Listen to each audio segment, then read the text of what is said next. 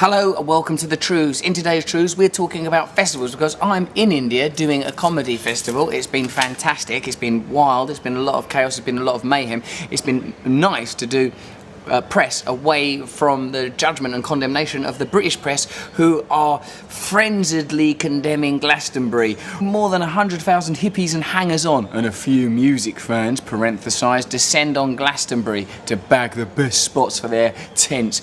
Criticism and cynicism there from the Daily Mail, who see any attempt at any kind of alternative lifestyle as something to be sneered at and damned. What could they possibly want? Are they just hippies, aren't they, going there to set up their tents? But really, what is a festival? Well, festivals traditionally and functionally are a monitored and managed piece of time where people can be free from inhibition and social norms are temporarily suspended. Carnivals, as we've discussed before in the Trews, comes from the word Kanye, where meat would be reapportioned. The people that would get meat first, typically in old tribal societies, would get the meat last. Everything would switch up. And the word Kanye sounds enough like Kanye for me to do a pun segue. Kanye West has been condemned. There was a petition of 134,000 people saying that Kanye shouldn't be performing at Glastonbury. Now, why is that? Is that because some people think that Glastonbury is the preserve of rock and roll? Of course, rock and roll is a musical form derived from black music. Or is there a sort of a racist undertone to the rejection of Kanye?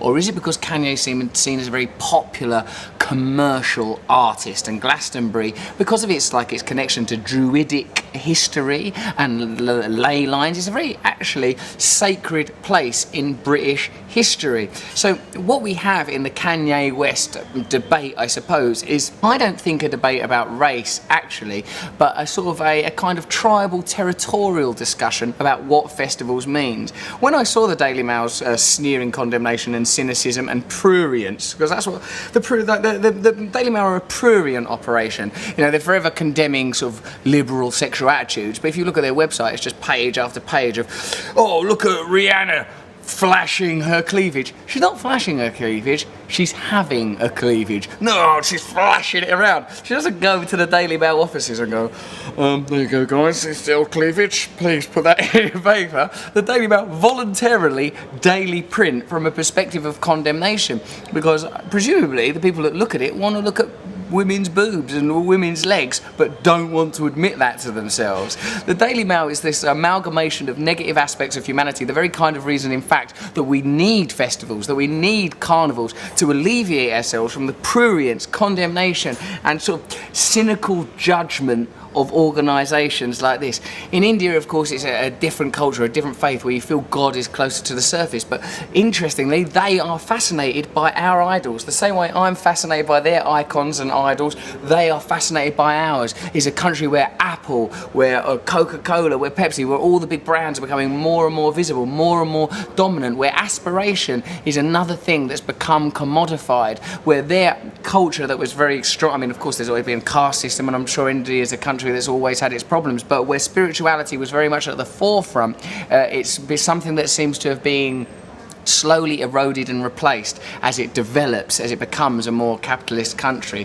So again, that's the need for festivals, the need for a reminder and refreshment. I had an amazing incident where, you know, being coming over as like a white Jesus, space Christ, as I describe myself in Get Him to the Greek. I went to I goes, take me to the slums, please. I'd like to see the slums. And I want a dog and a millionaire as well while I'm at it. So I went down to the slums and stopped off to buy loads of chocolate. I was thinking while I was doing it, is this weird? Is this weird that I'm going to a slum with a load of chocolate? So the kids all started to gather, and sort of be there. So I had to give them the sweets. But obviously children that are hungry and desperately poor aren't going to take sweets in an orderly manner. I've got little sort of marks on my arm where the kids was taking stuff. These lovely, gorgeous children, they're obviously, desperate. So it became this mad free-for-all, and in the mad free-for-all, one of them nicked my phone. I didn't even notice it happened, and the kid disappeared off into the slum. I didn't sort of even really know what's happening, and just someone explained, oh, your phone's been nicked, and I was like, we're told, and they're told, that these items are coveted items. Who can blame them, really? This is the culture we're living in. Why should I get to determine what is okay to give them? You can take sweets, but the iPhone, I decide who gets that. It's up to them.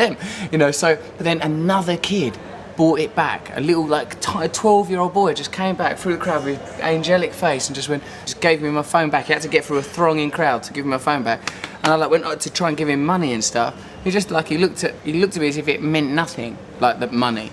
That kid was living by a higher code. Like that kid saw beyond hunger and desperation, saw beyond even whether it was a tasteless gesture for me to go to slums and, you know, doing it sort of from the right place, but I guess my ego's involved in that stuff. That kid saw beyond all that. When we talk about there being a code beyond our current human codes, a code beyond capitalism, a code beyond commerce, a code beyond the Daily Mail trying to encourage, elevate and kindle the most negative aspects of our nature, that code can be found and witnessed in the slums of Mumbai. A little boy who's got nothing giving a millionaire their phone back for no reason, with no expectation of reward. He's still out there in the world, that little boy. He's got a future, and one hopes that someone that's got that in them will live a life that has a kind of a grace to it, a kind of benevolence. So it's a story really that has a lot of optimism and a lot of faith to it, because really we have to carry a festival within ourselves. We have to carry a space within ourselves that's not governed by the external rules that they would impose upon us,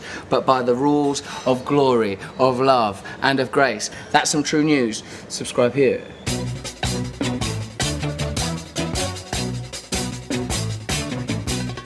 Nose is a tool that is abused to fool you and to leave you scared and confused. Trews is like the nose. If the nose was true, I want some Trews. Let's have some Trews.